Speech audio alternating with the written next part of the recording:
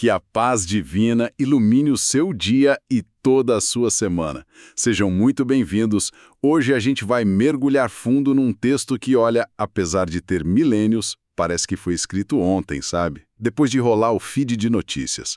É o capítulo 4 do livro de Eclesiastes. É impressionante a atualidade dele, não é? Parece, assim, um diagnóstico da nossa ansiedade coletiva. Totalmente. E para guiar nossa análise, a gente tem aqui duas fontes excelentes. Duas bíblias de estudo, né? Isso. De um lado, a Bíblia de Estudo Holman, que é conhecida por ter comentários com uma pegada mais prática, mais pastoral. E do outro lado, a Nova Almeida Atualizada, a NAA, que tem um compromisso enorme com a fidelidade aos textos originais. Exato. A ideia é que essa combinação nos dê o coração e a mente do texto. Nossa missão aqui é entender como o autor, o pregador, lida com as angústias da vida. Aquela sensação de que muito do nosso esforço é em vão. Isso. E onde ele encontra algum sinal de sentido no meio disso tudo. E ele não pega leve, né? O capítulo já começa com um verdadeiro soco no estômago. Já começa. Ele olha para uma das realidades mais duras da vida, que é a opressão. É verdade. O tom é sombrio desde a primeira linha. Ele diz: Vi todas as opressões praticadas debaixo do sol. Vi as lágrimas dos que foram oprimidos, sem que ninguém os consolassem. E ele repete essa frase, o que é muito forte. Sim, ele repete: Do lado dos seus opressores havia poder, mas para os oprimidos não havia quem os consolasse. Essa repetição da falta de consolo é o que mais me pega, sabe? Sim. É como se a dor da injustiça fosse amplificada pelo eco do silêncio. Exatamente, não é só a dor da agressão, é a dor do abandono. É a sensação de gritar num vácuo. E a reação do autor a isso é radical. Muito radical. Ele chega a dizer que os mortos estão em melhor situação que os vivos. E melhor ainda quem nunca nasceu, porque não teve que testemunhar esse horror todo. É uma conclusão bem pesada. Pode soar até como um niilismo, tipo um desejo de não existir. Pode, mas é importante a gente entender o recurso que ele está usando. Isso é o que os estudiosos chamam de hipérbole retórica. Traduzindo. Traduzindo é um grito. Ele está usando a linguagem mais forte possível para expressar o tamanho da tragédia que ele vê. Não é uma recomendação, é uma medida da dor. Faz sentido. É como quando a gente vê uma notícia terrível e pensa, meu Deus, que mundo é este? Ele verbaliza esse choque de uma forma poética e brutal. E tudo isso acontece, como ele sempre frisa, debaixo do sol. O que essa expressão significa na prática? Essa expressão é a chave de leitura do livro todo. Debaixo do sol é a vida vista do nosso ângulo, do chão. É a perspectiva puramente humana, sem filtro, sabe? Sem a intervenção divina visível para consertar as coisas. Ah, entendi. Ele está descrevendo o mundo como ele é, não como deveria ser. É por isso que o livro soa tão honesto e, às vezes, tão desconfortável. É um realismo cru. E desse realismo sobre a injustiça, ele pula para o ambiente de trabalho. E a análise dele é igualmente afiada. Nossa, e como? No versículo 4, ele lança essa. Vi que toda fadiga e toda habilidade no trabalho provém da inveja do ser humano contra o seu próximo. Quer dizer, ele está dizendo que a mola mestra por trás do nosso esforço é inveja. Isso é muito forte. É fortíssimo, porque ataca a nossa noção de mérito, de sucesso. O que ele está dizendo, no fundo, é que o motor de grande parte da economia e do progresso é a comparação. E o que é inveja se não isso? Exato. É o desejo de ter o que o outro tem. O pregador, basicamente, nos dá um diagnóstico de milênios para a nossa cultura do burnout. Nossa, é verdade. Ele diz que, quando a sua motivação é a comparação, a linha de chegada muda de lugar a todo segundo. Você não corre para vencer, corre para não ficar para trás. É uma corrida infinita. E é por isso que ele conclui que isso também é vaidade e correr atrás do vento. De novo. Faz todo sentido. Você nunca chega lá porque o lá é sempre onde o outro está. E hoje, com rede social, isso virou nosso sistema operacional, né? Perfeito. A gente vive numa vitrine de conquistas alheias, o que só alimenta essa corrida. O pregador identificou uma falha de design na nossa psicologia. A crítica dele não é contra o trabalho em si, então. Não, de forma alguma. O problema não é ser bom no que você faz. A questão é, por que você faz? Se o objetivo é só superar o vizinho, A conquista nunca traz paz. Só um alívio temporário até a próxima comparação. E o trabalho vira ansiedade crônica. Exato. E essa crítica aos extremos. Se nem a preguiça, nem o excesso funcionam, qual é a alternativa? E é como se o autor lesse nosso pensamento, né? Porque ele apresenta justamente esse dilema. Sim, ele nos mostra os dois lados da mesma moeda da insensatez. Primeiro, versículo 5. O tolo cruza os braços e se consome. É a imagem da preguiça autodestrutiva. Isso, a inércia que não leva ao descanso, mas à ruína.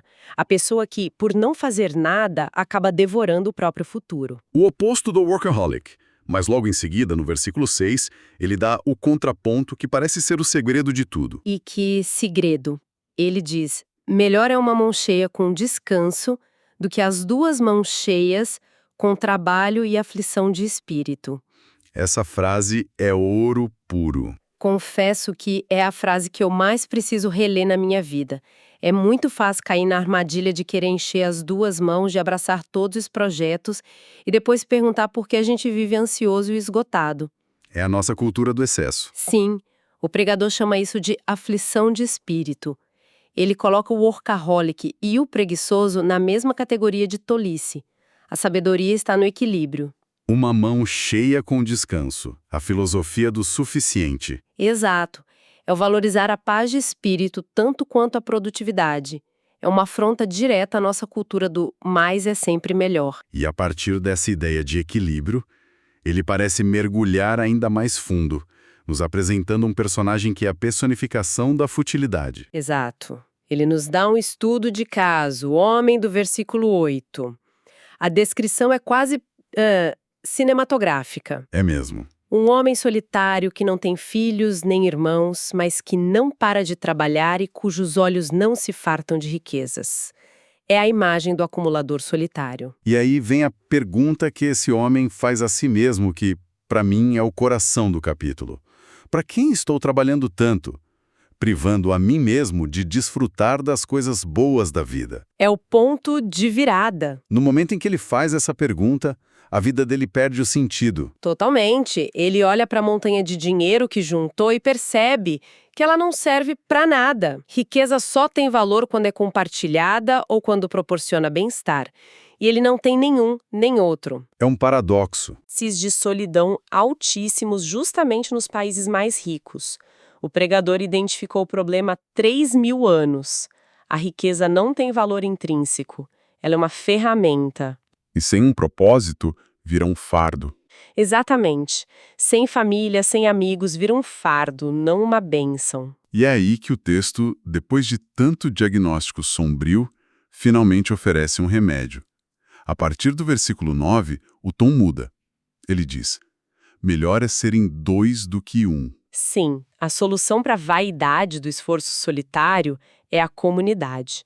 E o texto fica incrivelmente prático, quase um manual de por que vale a pena investir em relacionamentos. Ele lista os benefícios, né? Sim, se um cair, o outro ajuda a levantar, se sentirem frio, um aquece o outro, se forem atacados, juntos têm mais chance de se defender. É a valorização da interdependência. Mas essa solução não parece um pouco simples demais?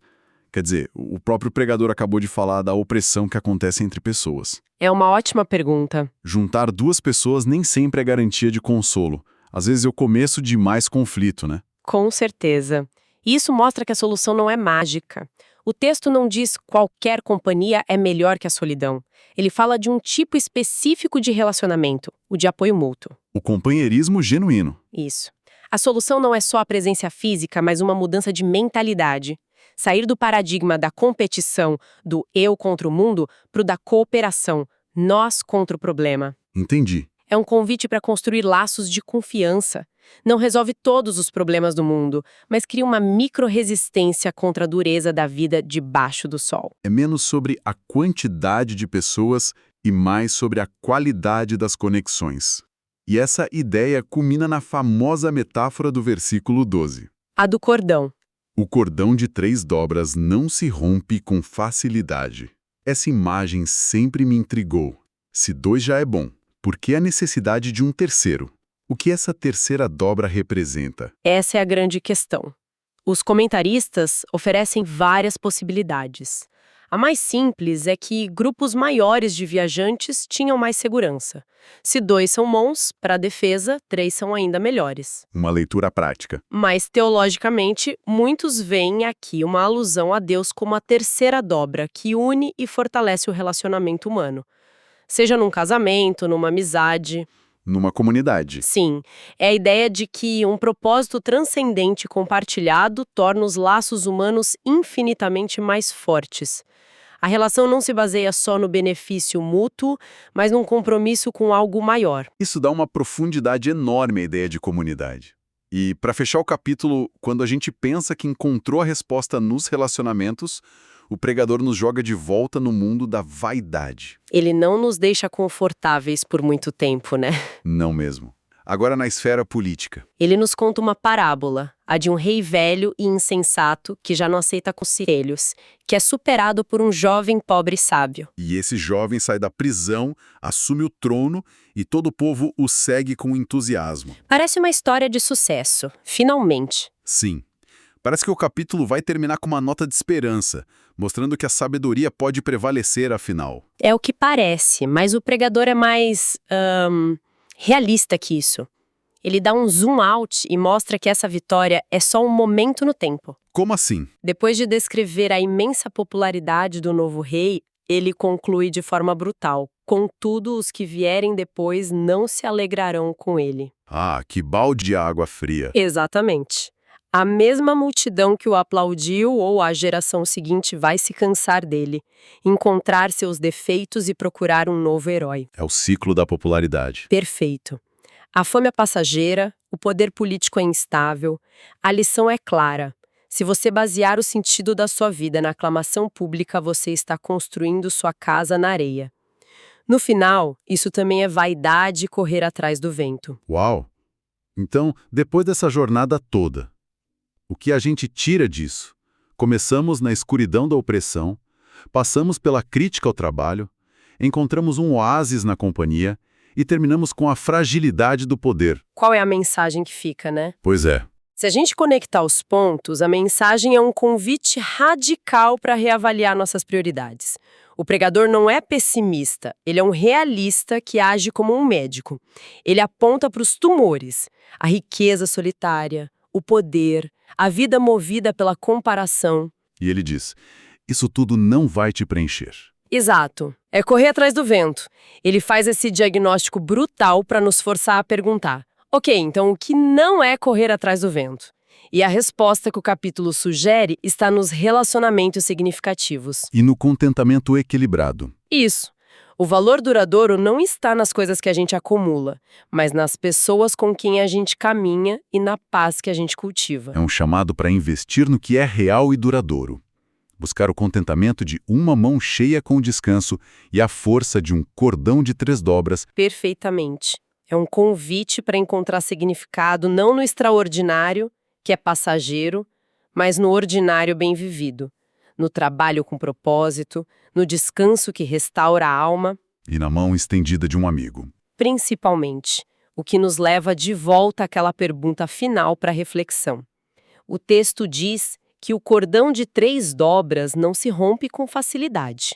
Se a gente pensar nisso em nossas próprias vidas, para além da ajuda mútua entre 2 pessoas, qual poderia ser essa terceira dobra que traz uma força e um sentido mais profundos para as nossas vidas e os nossos relacionamentos? Que Deus abençoe a todos. Obrigado pela companhia.